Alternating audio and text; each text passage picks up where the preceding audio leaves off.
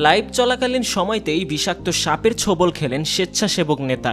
শেরপুরের নালিতাবাড়ী উপজেলার নামাগোল্লাপাড় এলাকায় গৃহহীন পরিবারকে দেয়া একটা ঘর পরিদর্শনে গিয়েছিলেন স্বেচ্ছাসেবক হাবিবুল্লাহ পাহাড়ি। উদ্দেশ্য ছিল ফেসবুক লাইভের মাধ্যমে এলাকার মানুষের দুর্দশা চিত্র তুলে ধরা। পানি জমে মানুষের কষ্ট, চলাচলে ভোগান্তি সবই তিনি দেখাচ্ছিলেন সরাসরি সম্প্রচারে। কিন্তু হঠাৎই ঘটে অপ্রত্যাশিত ঘটনা।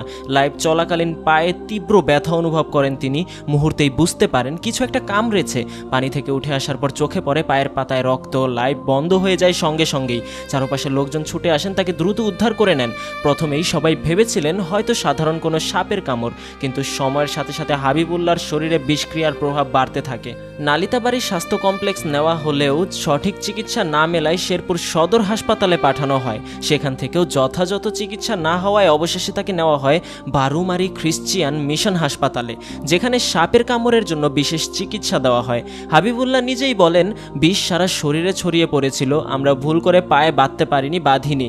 এখানে আসার পর বাধা হয়েছে, লম্বা সময় বাধা ছাড়া ছিল বলে বিষ শরীরের উপরে উঠেছে। মাথায় ভয়ানক ব্যথা, অনেক সময় মাথা কাজ করছে না, তবে আগের তুলনায় এখন কিছুটা ভালো আছি, ব্যথা কমেছে।